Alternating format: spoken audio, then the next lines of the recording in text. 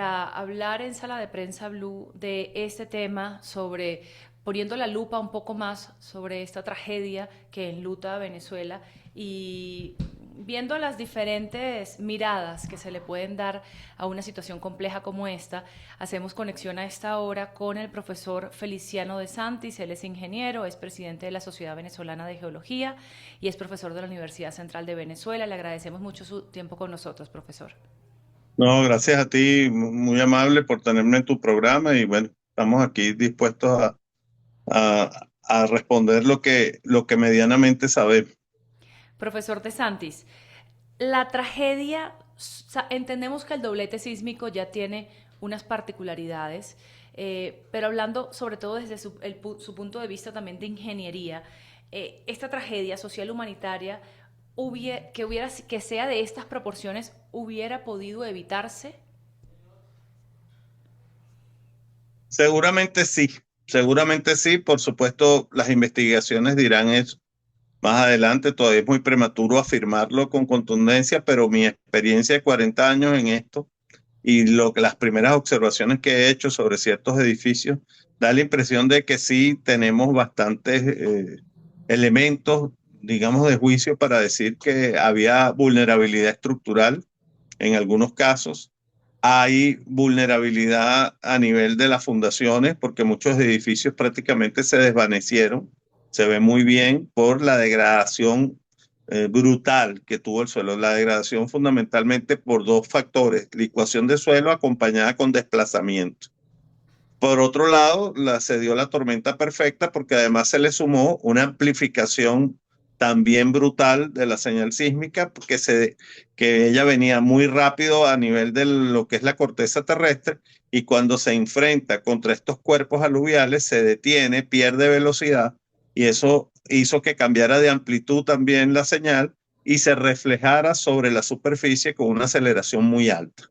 Entonces se dio la tormenta perfecta entre una distancia epicentral, unos tipos de edificaciones con ciertos niveles de vulnerabilidad, degradación de suelo y amplificación. O sea que prácticamente todos los males sobre esas estructuras. Claro, usted dice bien que todavía se están haciendo las evaluaciones y por supuesto cada caso es diferente. Sin embargo, hay una Correcto. característica que se ha hablado y es el tema del suelo. Luego quiero retomar algunas de las cosas que ya mencionó, pero centrémonos un poco en los suelos, porque usted habla de la licuefacción. Explíquenos un poco para los no conocedores cuál es la condición del suelo en La Guaira. Sí, la licuación de suelo consiste en que las arenas sueltas, que no son muy densas, que están cargadas de agua, que están saturadas de agua, cuando ocurre la remesía sísmica, ellas tratan de densificarse. Yo no sé si tú alguna vez has puesto café o azúcar en un pote y para que te entre más, tú golpeas el pote. Y cuando golpeas el pote sientes que el azúcar y el café descienden, ¿no? Bueno, en este caso pasa exactamente igual, solo que en el pote ya no hay café y azúcar solo, sino también hay agua. Entonces, ¿qué pasa? Cuando el suelo tiende a densificarse por la remesía sísmica, por la vibración, el agua se presuriza demasiado, porque el agua es incompresible. El suelo es compresible, pero el agua no. Cuando el agua se presuriza demasiado, esa presión sobrepasa la resistencia geostática que tiene ese suelo, y el suelo de alguna manera desagrega y en ese momento se convierte en líquido, pierde toda capacidad de resistencia. Y eso fue lo que notamos. Muchos edificios que seguramente tenían fundaciones profundas, tipo pilotes, no fue estimado este efecto de que esos suelos que se colocan como suelos que resisten a los pilotes, al momento del sismo prácticamente esa resistencia desapareció y los edificios virtualmente se desmayaron. Pues ocurrió muy parecido a como se desmayan las personas, una cosa semejante. Por supuesto, no todos los edificios sufrieron eso, usted lo dijo muy bien. Tenemos muchísimas patologías de muchos tipos, o sea, tenemos extrema vulnerabilidad estructural, tenemos degradación de suelo, tenemos edificios que también sufrieron ciertos desplazamientos, temas de geometrías de edificios como plantas libres, columnas cortas. O sea, yo creo que pudieran haber 50, 60 razones fácil para determinar todas las causales. ¿Usted sabe cuántos edificios colapsaron? Sí, están cerca de los 188 aproximadamente. ¿Solo en La Guaira? No, ¿En el país? hubo colapso de edificios en el estado Falcón, Ujú. en el lado de Caracas, algunos también en la zona de Morón, Sí. Esta, edificaciones más pequeñas. Ajá. Esto que nos explicaba ahora también puede ser la explicación. Yo estuve en La Guaira el día siguiente por una semana de los sismos y me sorprendía cuando yo preguntaba, bueno, ese edificio que está allí, ¿de cuántos pisos era? Y dicen, no, un edificio de 12 pisos. Y uno veía la altura de los escombros, no era una altura que pareciera coherente con un edificio de 12 pisos. Sentía que de alguna manera esos edificios se habían ido hacia abajo. ¿Eso sucedió? No, realmente no. Eso es un efecto óptico que lo que tú viste fue que prácticamente todos los entrepisos, Sí. todos los pisos de los diferentes pisos quedaron uno arriba del otro. O sea que el edificio se encogió. Se encogió porque perdió todas las columnas. Es decir, las columnas no hicieron su trabajo. En sismoresistencia, lo más importante es que la columna sea fuerte y sea el elemento más resistente del edificio, para evitar precisamente que suceda lo que tú viste. Porque la idea de la sismoresistencia no es que el edificio quede perfecto después del sismo, sino que permita a los ocupantes salvar su vida y no salir lesionados. Así el edificio después haya que demolerlo. Cuando te fallan las columnas no hay nada que hacer porque quedan todos los entrepisos uno arriba del otro y da esa sensación que me lo decía mucha gente. La gente me decía, no, es que el edificio se hundió en el suelo. No, realmente no pasó eso. Lo que sucedió fue que el edificio simplemente se encoge porque pierde todas las columnas. Entonces uno veía algunos edificios que tenían esa condición, ya nos ha dicho que hay un problema de construcción allí con unas columnas que no soportaron. Pero cuando se iban, por ejemplo, más de lado, eso ya no hay problema allí de construcción, sino es la inevitabilidad ante la magnitud del sismo. No, señor, hay No, problemas de fundación. de Hay problemas fundación. de fundación, es lo que te explicaba antes. Ok. Tienes el edificio que colapsa por estructura y tienes el edificio que se desmaya porque la fundación no lo acompañó. Ese es el O que sea, usted falló llama la fundación. Sigue desplazamiento. siendo un tema de vulnerabilidad, pero a nivel de subsuelo. Ok, ese es lo que usted Sí, llama lo que desplazamiento. pasó ahí es que él pierde su sustentación, Ok. Y cuando habla de perdió su desplazamiento, sustentación. ¿a qué se refiere? Me refiero que en algunos casos hubo licuación y en otros casos hubo licuación con desplazamiento del suelo. Ok. Es decir, el suelo tuvo cierto desplazamiento. Eso se llama lateral spread. Es muy conocido por los geólogos o por los geotecnistas.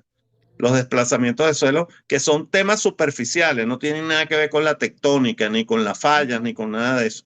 Son lo que se llaman consecuencias, pues, o efectos del sismo. Bueno, ha habido mucha crítica y se ha visto mucho en redes sociales sobre todo el tema de la crítica a las construcciones que se hicieron durante el periodo de la misión vivienda de Hugo Chávez y posterior en el gobierno de Nicolás Maduro. Pero lo cierto es que otras construcciones que son privadas también colapsaron. Sin embargo, dentro de las estructuras que se pueden ver de muchos de estos, por ejemplo, del urbanismo Hugo Chávez, se ve algunas construcciones que parecen tener cartón, que parecen tener espumas. Esto, usted que es el experto, ya no para hacer un tema pues ni para politizar, ni más faltaba una tragedia como esta, sino una mirada técnica sobre el asunto. ¿Esos son materiales que se utilizan o realmente había una carencia, digamos, en la calidad del material? Fíjate, el sistema constructivo que se utilizó en la urbanización Hugo Chávez, personalmente yo no lo conozco, porque no es un sistema constructivo común. Eso fue un sistema importado. Eh, eh, Cuando se hizo la misión vivienda, se trajeron demasiados países a hacer viviendas, bielorrusos, rusos, turcos, chinos. O sea, había todos los países del mundo aquí haciendo cosas y muchos de ellos ofrecían sistemas constructivos un poco tratando de convencer al gobierno que eran sistemas constructivos eficientes, que de alguna manera podían abaratar la vivienda de interés social, lo que ustedes creo que llaman 6 allá en Colombia, ¿no? O sea, tipo, o sea, nivel 6. Y y bueno, se trajeron esos sistemas constructivos poco conocidos.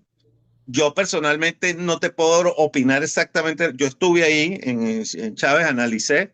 Es una vivienda tipo Estados Unidos, una vivienda con sistemas alivianados, perfiles de aluminio, etcétera, que pareciera que no estaba, digamos, acorde con la norma sismo resistente. Da la impresión, a pesar de que no se cayeron todos los edificios, sino fueron unos cuantos nada más que colapsaron de manera muy trágica, eh, se ve que el edificio no estaba diseñado para condiciones sísmicas, pues. Por otro lado, se me informa también, esto es extraoficial, tengo que irlo a comprobar, que mucha gente, debido precisamente a que ciertos materiales que tenía tipo drywall se le humedecieron, comenzaron a variar también la estructura de estos edificios, colocar paredes, cosas, y alterar un poco la estructura. Lo que sí yo siempre he dicho, y a nivel del país, es que cuando se trae un sistema constructivo nuevo o una patente de vivienda, tiene que ser examinada, tiene que ser probada previamente, no puede ser utilizada sin las consideraciones que tengan que ver con los aspectos climáticos. En La Guaira, como usted sabe, tenemos un frente marino, tú tienes que cuidar mucho que las edificaciones, por ejemplo, tengan buenos recubrimientos de concreto para evitar la corrosión, tienes que asegurarte que cumpla con la norma sismo resistente, tienes que asegurarte que cumpla con las otras normas del país, pues. Entonces quizás ahí no sé qué le habrán dicho estos señores turcos al gobierno, qué garantías ofrecieron o no sé qué pudieron haber hecho. Profesor, digamos, hay depósitos y sedimentos que quedaron de la tragedia del deslave de Vargas de 1999 que hubieran podido también tener una influencia en la magnitud de la tragedia. Sin duda alguna, fíjate, mientras más joven es un suelo, es proporcionalmente menos apto para la construcción, por colocar construcciones sobre ello. Sin embargo, eso no es una excusa, eso no es una excusa, porque si tú tienes un suelo conflictivo superficialmente, tú tienes que diseñar las fundaciones en consecuencia. Es decir, tú no puedes, si tú sabes que tu suelo no tiene la capacidad portante, tú tienes que buscar, entonces, diseñar fundaciones profundas. Te recuerdo que el edificio más alto del mundo en Dubái está colocado sobre arenas sueltas en un frente marino. Pero si tú te lees el tipo de fundaciones que usaron, bueno, son fundaciones súper profundas, de donde hicieron tratamientos de suelo y una cantidad de cosas. Y es el edificio más alto del mundo. Entonces el tema vuelve a lo mismo. Si falta ingeniería, yo le defino a mis estudiantes, por ejemplo, que vulnerabilidad es precisamente eso, falta de diseño.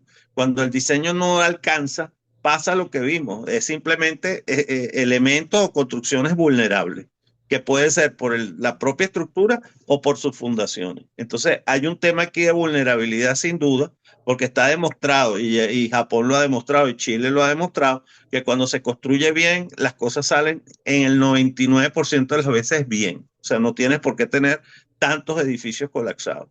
Es mi posición. O sea, no es el sismo, es el edificio. Esa es una pregunta que se la voy a hacer igualmente para que la tengamos con claridad. Si, si estos terremotos hubieran ocurrido en países como Japón o como, por ejemplo, Chile, ¿habría sido la misma magnitud de tragedia de lo que estamos viendo en Venezuela? No, seguramente no, seguramente no. Y el tema de fondo aquí, fíjate, es que tenemos muchos años de crisis económica profunda. Yo le he contado a varios que, por ejemplo, un pequeño ejemplo, el 90% de mis estudiantes talentosos, ni mis estudiantes, tú sabes que uno por semestre tiene 2 o 3 estudiantes que destacan, que son excelentes. Bueno, el 90% de ellos, ninguno está en el país. O sea, el éxodo que tuvimos de recursos humanos, y eso para un país es mortal. Hemos perdido los médicos, los ingenieros, porque entonces no ha habido generación de relevo. Por otro lado, debido a la misma crisis, a los bajos salarios, toda la gente que trabajaba para los institutos, particularmente Funvisi, universidades, han huido, han huido. O sea, hemos tenido una pérdida de recursos humanos muy grande. A eso se le suma la no tenencia del dinero suficiente para atender todas las necesidades del país. Se le suma el hecho de que se entra como en una especie de espiral de desesperanza prendida, donde todo el mundo piensa que todo está perdido. Entonces comenzamos a hacer las cosas como con desgano. De hecho, yo le pregunté a un psicólogo, le pedí a un psicólogo que me ayudara a darme herramientas para motivar a mis estudiantes, porque yo los veía dormidos, los veía como metidos en ese síndrome de que nada se puede hacer, todo está perdido, etcétera. Y él me dijo, bueno, las herramientas son estas, pero te recuerdo que tú no puedes obligar a la gente a que reaccione, tú tienes que darle siempre las herramientas. Y ahí es donde viene el tema de la institucionalidad. La institucionalidad un poco está golpeada, muy golpeada por el tema de la crisis económica, por toda la diatriba política que hemos tenido aquí durante tantos años, que de alguna manera ha hecho que se perdió, digamos, los objetivos centrales, los objetivos de un Estado. O sea, por toda esa diatriba política y toda esa crisis económica que hemos tenido, todos los objetivos institucionales se perdieron completamente. Entonces, lo que estoy pidiendo es que tiene que haber una reflexión, el mejor homenaje que le podemos hacer a todas esas víctimas que ya al día de hoy están cercanas a los 5.000 personas, es, mira, tenemos que recuperar la institucionalidad, reforzar los institutos de investigación, apoyar a las universidades, evitar que los muchachos se nos sigan yendo del país. Es muy importante esto. Sí, señor, sin duda. Y para, digamos, para ser propositivos hacia el futuro también, si la reconstrucción comenzara mañana, ¿usted qué cambiaría obligatoriamente? ¿Se reconstruiría en La Guaira o en La Guaira no se debe reconstruir? ¿Qué normas establecería si fuese su potestad? Fíjate, muy simple, porque las cosas en La Guaira se conocen bastante bien.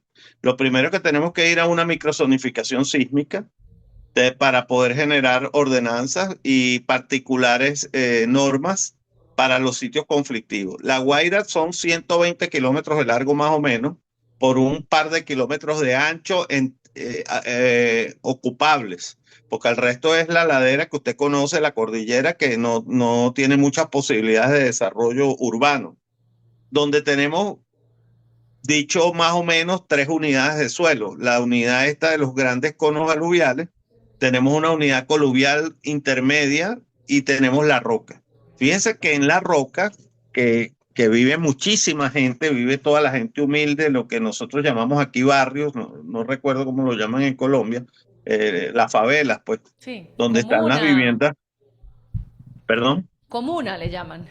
Ah, comuna, exacto. Estas casitas que tienen niveles de vulnerabilidad altísimos, que vi que yo incluso tuve la oportunidad de volar en helicóptero, recorrí, me metí y los niveles de daño son bajos. O sea, no pasó nada a nivel de esa vivienda humilde, gracias a Dios, ¿no? Ganaron una los más humildes. Y sin embargo tenemos unos daños grandísimos donde se supone que estaban las mejores promotoras inmobiliarias y donde se supone que actuaron los mejores ingenieros, ¿no? Entonces, eso es una reflexión que hay que hacer también. ¿Qué pasó allí? ¿Dónde fallamos? ¿Quién no consideró las variables de contexto, sobre todo las variables sísmicas en ese lugar?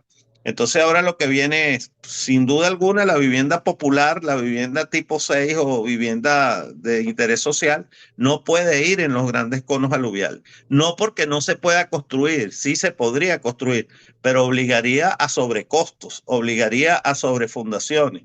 Entonces es más sensato irnos a los lugares donde está la roca, donde están los suelos más rígidos, para reconstruirle las viviendas a las personas más necesitadas y tal vez más adelante, cuando se tenga una microzonificación, si algún inversor de mucho dinero quiera montar una megatorre, un mega hotel y cumple con todo lo que se debe cumplir para trabajar en ese tipo de suelos, bueno, también bienvenido, ¿no? Es mi opinión.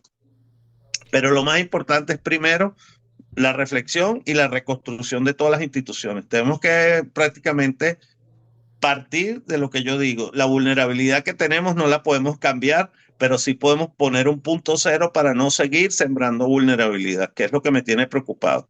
Que tengamos un punto cero donde ya basta de seguir sembrando vulnerabilidad que se expresa en muchas formas de actuación de la sociedad. Y la sociedad va a tener que integrarse, conseguirse. No puede seguir la diatriba que tenemos aquí. Aquí hay una diatriba muy fuerte y eso no puede continuar. Profesor, antes de comenzar la entrevista, usted me decía que había recibido una llamada de una mujer que le estaba pidiendo a lágrimas que fuese a La Guaira a ayudarla a sacar el cuerpo de su hijo. Ahora, Sí, para terminar esta entrevista, quiero ya más que como el profesional, como el humano que está allí del otro lado de la pantalla y que veo que también está pues ayudando a algunas personas, bajando a La Guaira, viendo qué puede hacer y cómo puede aportar desde su sapiencia. ¿Cómo ha sido esa experiencia para usted? ¿Qué ha bueno, tenido que hacer? muy difícil, porque no solamente es ella, ha sido la más dramática que he recibido, porque ella me está llamando para decirme que el edificio colapsó en las dos primeras plantas y su hija está en la planta uno. Y ella, por supuesto, quiere rescatar a su hija, ¿no? Ella ya aceptó que su hija evidentemente debe estar fallecida, pero ella la quiere rescatar. Entonces, aparentemente, por la posición del edificio, parece que está en condición inestable y entonces requieren como que un análisis porque los rescatistas no quieren, fue lo que ella me explicó, no me consta, tengo que bajar a ver el edificio en particular. Y bueno, está desesperada. Evidentemente, como ustedes me han expuesto a través de los medios, ella cree que yo puedo ser una persona de autoridad, pues, y de alguna manera me lo pidió así, que la ayudara, por favor. Evidentemente le prometí que sí. Bueno, hablaré con todas las personas que conozco y usaré todos los medios que uno tiene, digamos, de amistades y eso, para ver si se puede hacer algo allí para ver cómo se puede rescatar a esa niña que se encuentra allí abajo, más otras personas, no solamente ella, muchísimas personas atrapadas. Entonces, ese es lo que justo cuando usted me estaba llamando, estaba atendiendo esa llamada, que no sé cómo además consiguen mi teléfono, pero me la hizo, pues. Bueno, profesor Feliciano, desde aquí un abrazo de Colombia, toda nuestra solidaridad con Venezuela y con estos momentos difíciles que atraviesa el país. Y bueno, esperando ser de alguna manera un poquito una luz también para que las personas no solamente no paren de ayudar, sino también profesionales capacitados que estén aquí en Colombia puedan ir a aportar su conocimiento a Venezuela también que se necesita. Muchas gracias por su tiempo. No, gracias a ustedes y de verdad encantado con Colombia, que nos ha ayudado mucho durante la crisis migratoria. Han aceptado a nuestros connacionales allá, como nosotros los aceptamos aquí en un tiempo. Y de verdad ha sido un país que siempre nos ha tratado con cariño y un país que quiero mucho porque además mi primer curso profesional hace 40 años lo hice allá en el Instituto Geográfico de Bogotá y viví allá unos 3, 4 meses y bueno, siento mucho cariño por Colombia. Bueno, la admiración, el cariño es recíproco, profesor. Muchísimas gracias. Gracias a usted.